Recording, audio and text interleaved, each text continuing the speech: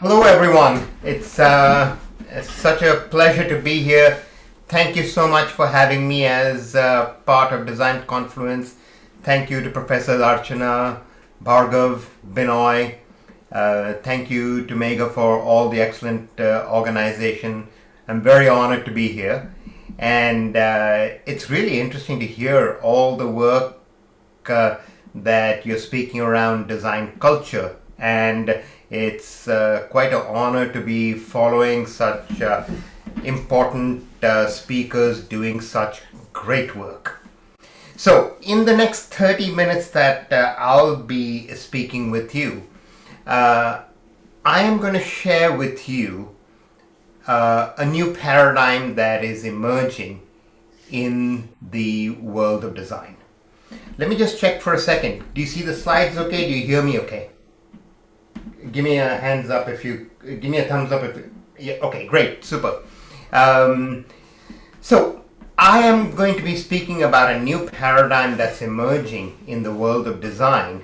And in this talk, I won't be sharing so much of the work that I've done. I've had the opportunity in my 30 years as a designer to design a bunch of products that I've used by billions of people, but that's not what this talk is about. In this talk, I'm going to be talking about this new paradigm of the coming together of design thinking and swarm creativity as a way to take on some of the most urgent and complex challenges faced by society today by unleashing the raw creativity of ordinary humans. So, this is a roadmap of my talk. I'm going to introduce a frame of the 4 orders of design, and I'm going to talk about the need today for new paradigms, new 21st century design paradigms. And then I'm going to talk about this coming together of design thinking and swarm creativity. And finally, the thing that I want to leave with you is 12 principles that you can start to use and adopt if you want to adopt this paradigm in your own work. All right, let's get started. So first, the 4 orders of design. So you can think about the way that design has evolved as in 4 stages. This is an evolution of the disciplines, this is the evolution of individual careers, and so there's design 1.0. This is the design of communication and products. Right? These are graphics, these are industrially designed products, and so on. If we expand from that to the next scale, we go to design 2.0. And design 2.0 is the design of experiences and services. This now brings in the time element, how products, messages tie together and unfold over time. And if we expand from that frame, we go to the next level, which is design 3.0, which is design used as a means for organizational transformation, for large complexity, large systems and products and practices, and typically tied to scale. And so this could be for companies, that could be for cities, it could be for different kinds of organizations. And then there is design 4.0, which is design in the service of social and planetary transformation. This is extremely large scale, right? And this is also what aligns to some of the conversations that have happened around society 5.0, creativity 5.0. How do you bring design leadership to truly take on the really challenging problems that face us today? So keep that frame in mind as I work through, use that frame to introduce how I have found my way into this new paradigm. So I have, in my own journey in design, I've had the opportunity to work both as an industrial designer, as an interaction designer, work as a consultant, work in corporate, as an educator. And so a lot of my work has, of course, gone through the very important craft, the nitty-gritty of the design 1.0 and 2.0, designing things that are really about that, the fundamental of our discipline, which is great craft. And from there, my own work has evolved also into experiences. I've worked in this time-based medium of digital products, and thinking about services in multimodal ways and so on. And during the time, I spent 16 years at Microsoft, and I got this great opportunity where I got to run the central design team and was tasked by the CEO to really transform the company using design as the core. How to use design as a competitive advantage for a large technology company so that it became a company that was building experiences. And so I spent a lot of time there, really now shifting to 3.0, really using design as a way not only of building design capability, but also using designerly ways of doing that. So this is more of organizational change, products, people's practices, and so on. There's a minority of designers in this company, one designer for every 48 developers. So coming up with creative ways of how we build design capability, build different levels of design capability, from fluency, mastery, literacy, mastery, fluency. So the core of all of this was that within this company of 100,000 people, where there are 1,500 people who are doing design, how do you actually take the raw creative energy of all the 100,000 people and use this thing that we call the design thinking process to be able to funnel that creativity and use this very systematic, wonderful, beautiful method that we have called design thinking and utilize it so it's not just the 1,500 designers using it, but it's the 100,000 everyone using this creative process. And so, I did that over many years, I didn't do it alone, I did it with a whole team of people. And during that journey, there was something that actually shifted the way that I thought about design. I got an opportunity with a small group to design the company's first hackathon. And this is a hackathon where we stopped for 2 days and said the whole company will hack. And so can we use both design and agility together? And eventually, for about 38 hours, 15,000 employees in 230 cities in 80 countries worked on about 3,000 hack projects. So now something new entered into the way of thinking of design, which is both design and agility and collaboration of a different kind. And around the world, we built these temporary sort of hackathon spaces where people come together and solve really hard problems really fast. There was one project that truly transformed my thinking. This was called the Eye Gaze project. And in this project, about a dozen folks, designers, developers, robotic engineers, computer programmers, all came together, and in 38 hours, they solved a really, really hard problem. How can you take somebody who has ALS, that disease which takes away all physical capabilities but leaves the mind intact and just leaves the person the ability to move their eyes? In 38 hours, they figured out a way to give a person who had ALS dignity and mobility by creating a wheelchair that could safely be maneuvered by just using eyes. And it worked. And it astonished me to see the process of how this team had used these agile processes as well as design thinking. And reflecting on that, I noticed that I'd seen something new that I'd never seen before, because they'd taken something like 2 years of work and compressed it into 38 hours. And when I reflected, I found what I'd actually witnessed was swarm creativity. That the ability in a very short amount of time, by adopting new behaviors, attacking the problem from multiple different sides, letting go of ego, fostering invisible leadership, results can really be accelerated and created at a wonderful, wonderful level. And so this really shifted my way of thinking about the future of design. And also got me thinking about, how do we take this magic that I'd witnessed and start to apply it to some of these big things that's happening in our time in the world right now. This time that's very volatile, uncertain, very ambiguous, has got a lot of change. We see problems everywhere.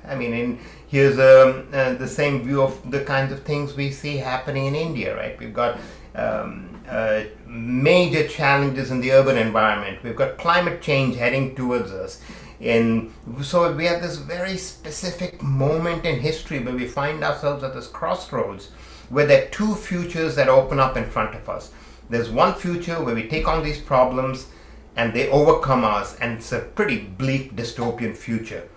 And the other future is one where we're able to harness technology, creativity, and everything that we've done for all these centuries and actually move to a planet that thrives. And I think design has a place in shaping that future, just because design has this systematic key by which it can unleash creativity. So that has been my pursuit as I've shifted my own thinking, my own career, my own interest to this next level, Design 4.0, thinking about ways to take my 30 plus years of design and the work of many designers better than me to think about how do we change this sort of large scale ecosystems that we are in and transform them to the positive. So for me, the framing of the problem is quite simple. Here we are on a planet with thousands of wicked problems. But the opportunity that lies ahead of us is we also live on a planet with billions of creative minds. And if you can unleash the billions of creative minds and the thousands of wicked problems, I think we can really take this on. How do we do it? Many of us went through design school for 5 years. We did 10,000 hours of design to become design masters. So clearly that's not the approach. There has to be a different way that billions of people can actually have access to this amazing approach, this amazing way of thinking that we call design thinking. And so my mission has been, how do I unleash the design thinker in every human to become a value creator, not just for themselves, but for society. And so again, just like was happening at Microsoft and in that hackathon, how do we take that huge amount of raw creativity that is lying untapped today and use this process, this very elegant process, and turn it into results? And we know that this is a well-tested process. It's a process that, it's got the beauty of being very rigorous but very flexible at the same time. And that if there's a way to take this process and make that easily available, so there is a global language and method by which anyone can start using this process. And so for me, after experimenting with many, many different ways, the way that I found that actually worked is to take that process and turn it into process maps, into visual process maps. We see first, our visual has primacy over the verbal. And it also gives us, then when we go through design, we actually go through a journey. So it mimics the fact that it has a narrative structure. And you can embed a lot of the smarts into that. So I started to experiment with process maps. And I started to use them with communities that had zero design background. Here there's a group of homeless women who were taking on problems of homelessness among women. And they came up with a solution that lots and lots of designers actually had tried to solve before but hadn't solved. But why they were able to solve it was because they had lived experience, but now they got this key of design thinking by using these maps, and they were able to come up with very innovative solutions. Since that first time, I've built out the robustness of multiple different process maps, and we've been using them. Here you see it's being used with opioid addicts, coming up with ways to solve opioid addiction and so on. And it's being used now a bunch of different places. You see used for ocean cleanup, to taking on, here you see this is in Kenya, taking on problems of waterborne diseases. This is in Brazil, some rainwater harvesting solutions. This is actually not done in Brazil, but done for Brazil. And this is also some kind of ocean cleanup project. So what I've found experimenting over years and years and years is that this very simple idea actually works really well. And it has been something that's been very powerful, where communities have been able to take it and start to solve really difficult challenges. Now, one of the interesting things that happened as these maps started getting more sophisticated and started become digital and start take on challenges that had to do with not just social problems, but also problems of experience and digital problems and so on, is something unexpected happened with all, there are over 200 design methods, over 30 different process maps that configure in different ways. And what has happened actually is that these are not only being used for social problems now, but these are tending to get used by some of the large companies for taking on problems in business, taking on problems in government, taking on problems in education, taking on national problems, and so on. So eventually there is a process where suddenly I notice we have a new paradigm over here, and the number of people who are actually using this approach of collective, collaborative design, where designers and non-designers collaborate together using these maps and these processes in very short bursts to solve problems, has become quite popular. So let me share with you 12 principles that are useful, I hope, for you to think about how to adopt this particular way of design swarming, how you can unleash the creativity of swarms and bring that together with design thinking.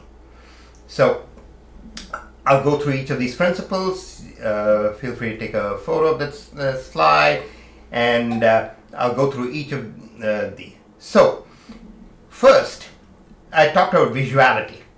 Visual process maps, what they do really is embody design cognition.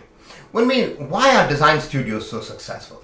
They're successful because they take knowledge that is internally represented in the mind and externally represented in space, and represented in a visual manner in space. And that's how this highly sophisticated process of design takes place. It always takes place in studio environments, right? It doesn't happen in documents on a hard drive. It happens in this social visual process. And so what is actually happening is, it is this process that is embodied in space on the walls of studios, which is why studios are so important to design, right? And so this is exactly, all those last three pictures are exactly the same. This is exactly what's happening. A flow of greater understanding and clarity towards results. And that is, again, we've seen that before, that is the process by which it happens. And so what a map is really doing is taking that internally represented design cognition and putting it out in the world so that folks who are untrained designers can now participate in that, because they have the scaffold by which they can follow along. And simply moving step by step and getting the right kind of guidance, orchestration, facilitation, they can really do wonders. Second principle is modular process maps allow for adaptation, allow adaptive systems. So when I started building these process maps, I had a process map, I take it for different problems, and then each time I found that people are using it different ways. And so the process map started to evolve. And then I recognized actually different problems are shaped differently. There's some problems that are shaped like this. These are what you call fuzzy front-end problems. There are other problems that are problems that require projects that require a lot of iteration. And some are just very complicated problems that require a lot of iteration throughout the process. And so it didn't make sense to have one process map, rather it made sense to have a set of a system of process maps using a scaffold of the design process of orienting, frame, ideating, iterating, and optimizing. And depending on the shape of the problem, one could actually customize these so that we could create different orientation maps. And sometimes if you had very little time, you could actually just use a few process maps that would come together like a Lego kit to create a problem-solving surface.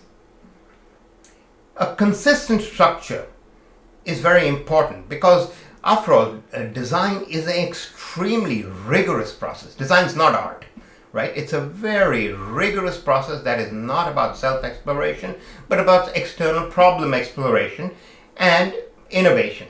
And so consistent structure increases clarity and velocity, because always a search for clarity. And in these days, velocity is, of course, very important. So maps need to have a very clear structure. So they need to have a clear entry and exit point. They need to have very clearly defined activity lengths, because you work in sprints. Because if for untrained designers, all they can do is work in short sprints. They, after all, don't have the expertise to be able to take on long, very complex design engagements.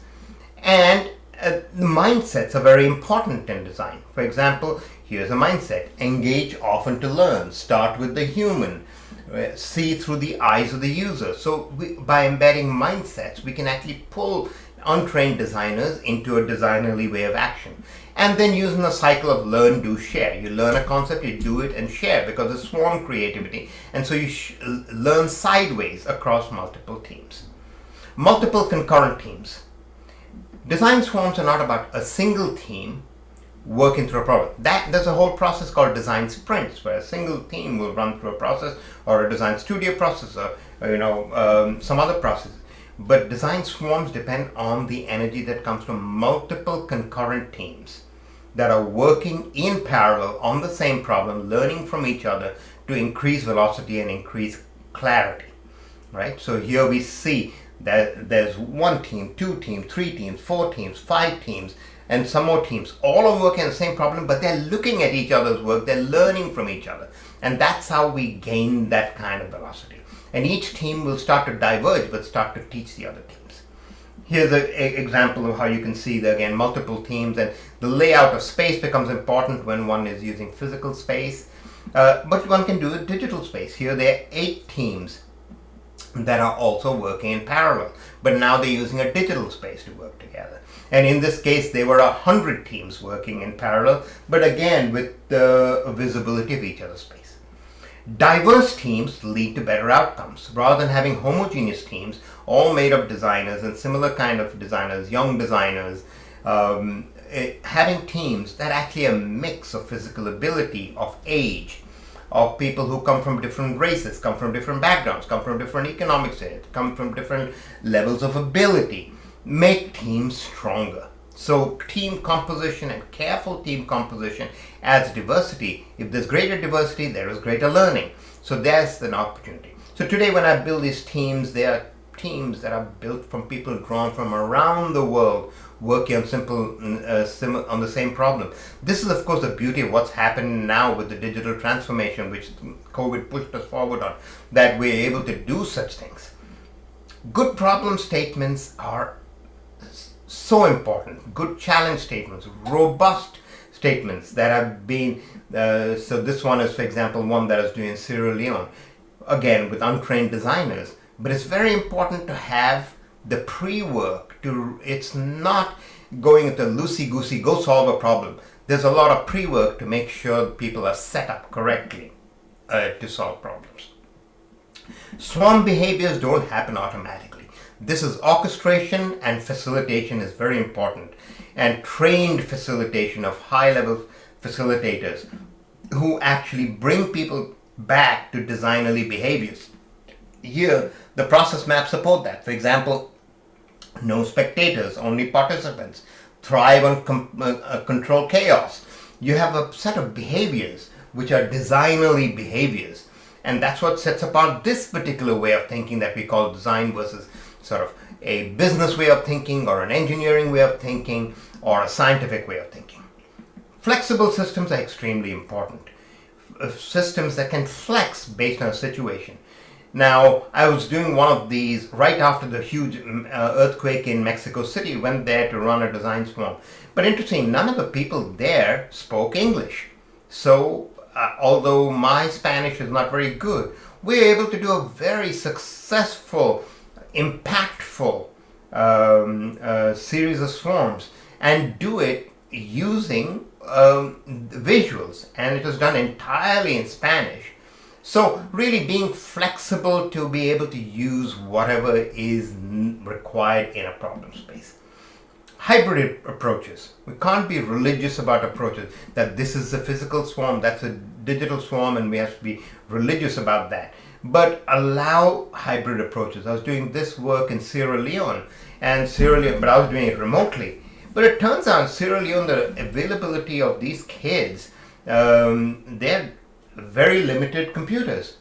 So we used a blended approach of using a couple of computers and using a lot of paper maps, and it worked really well, and the results were really very, very strong.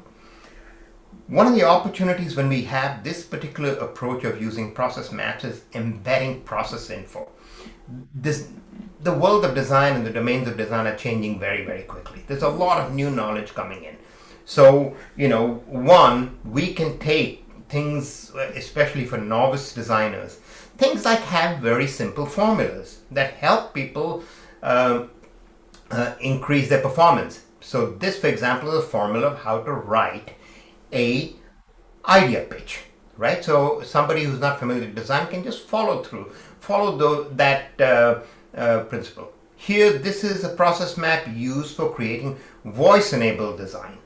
And for voice user experiences, there's a lot of new information in the world. So, we have to really embed that right into process maps. This is a process map for creating chatbots. Once again, there's entirely new concepts such as bot personality, scripts, bot personas, and so on. So we can embed all of these right into process maps. The other thing to embed into process maps and into swarm spaces is field research. So when I run processes in person, there'll often be empathy walls or empathy rooms where field research is available. But when you do it online, once again, you can actually build that right into process maps where you start to build in the information. So you carry everyone together. This was part of a swarm where the city of Seattle was using this method, how to come out of the pandemic even stronger than it was. And the last principle is the power of online to be surprisingly intimate. I run a lot of swarms where in this case there's 350 people in the room. But at any point, only one team can have me sitting at that space, right? That team in that corner cannot have me coaching them. Similarly, if a facilitator is leading a swarm, it's only these people in front that can hear and see what's happening. It's usually the tallest person. The shortest person in the back doesn't get that. The beauty of well-designed online spaces is we now can have very close contact, and our gaze can move very quickly, and our facilitation can move very quickly. So I've been surprised by the power of these, and so I routinely run these workshops now for 200 plus people, but just design it in a way to be able to move very quickly to help people in the right way. So 12 principles. Just to recap them: embody design cognition, think about making things modular, use very consistent structures, multiple concurrent teams, think about team composition, work on the challenges before, think about behaviors, use flexible systems, hybrid approaches, explicitly represent both process knowledge and field research, and think about the power of online. So obviously this is a big paradigm shift. This is a different way of thinking about design. And one of the things that we do is actually have facilitation masterclasses. And if something like this is of interest to you, go to designswarms.com. We're running 4 sessions this year, so they're not a lot of spots, but you can drop a note there about what you do and interested in learning about this, and we'll be going online with the next round of these master classes. So I will stop there. Thank you for your attention. Thank you for listening, and I will go off share now.